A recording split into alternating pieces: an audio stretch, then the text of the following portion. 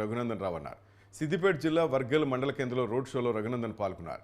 మీ భూములు గుంజుకున్న వ్యక్తి BRS party అభ్యర్థి వెంకటరామరెడ్డిని 12 లక్షలకు ఎకరం రైతుల నుంచి వెంకటరామరెడ్డి కలెక్టర్గా ఉన్నప్పుడు గుంజుకుని వాటిని కేసీఆర్ ఎకరా ₹1,00,00,000 అమ్ముకున్నారని తెలిపారు.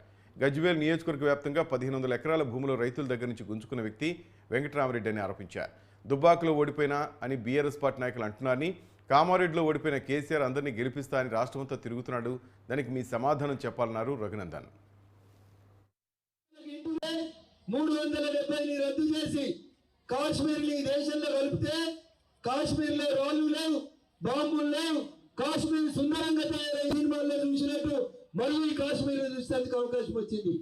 కాంగ్రెస్ చెప్తుంది మేము అధికారంలోకి వస్తే మళ్ళా ఆర్టికల్ 370 తెస్తాం, కాశ్మీర్ లో మళ్ళా బాంబులు వేరేటట్టు చేస్తామని చెప్తుంది. మనం సుఖశాంతులతో ఉందామో బాంబులతో బతకాలో ఒక్కసారి ఆలోచించాలి. నరేంద్ర మోడీ గారు ప్రధానమంత్రి అయిన తర్వాత గరీబ్ ఆడబిడ్డలకు ఇంటి ముంగట ప్రజల కోసం ఆలోచించే పార్టీ. ఆఖరికి ఊర్లో చెట్లు పెట్టాలంటే పైసలు ఇచ్చింది, ఊర్లే రైతు వేదికలు కడితే పైసలు ఇచ్చినాం.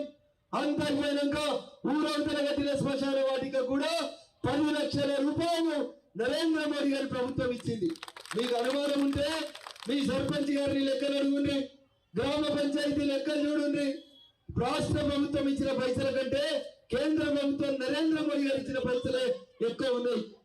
ఇక నిన్నేళ్ళ కొంతమంది బయలుదేరిండ్రు, ఎలక్షన్లు దగ్గరకు వచ్చినాయి, కారుకు ఓట్లు పడతట్టలేవు, చంద్రశేఖరరావు గారిని గజ్వేలే నమ్ముతలేరు. కాబట్టి సారుని బస్ వేసుకొని ఊర్లో పట్టి దింపుతుండు. సారు మళ్ళా చెప్తున్నాడు కారు కోటైండ్రు అని. మీరు ఒకసారి ఆలోచించుండ్రి, కారు కోటేస్తే 10 ఏళ్ళు నిలబడలే చంద్రశేఖరరావు రెడ్డి ఆయన. ఎంపీ గెలిపిస్తే ఒక్క రోజు కూడా పార్లమెంటులో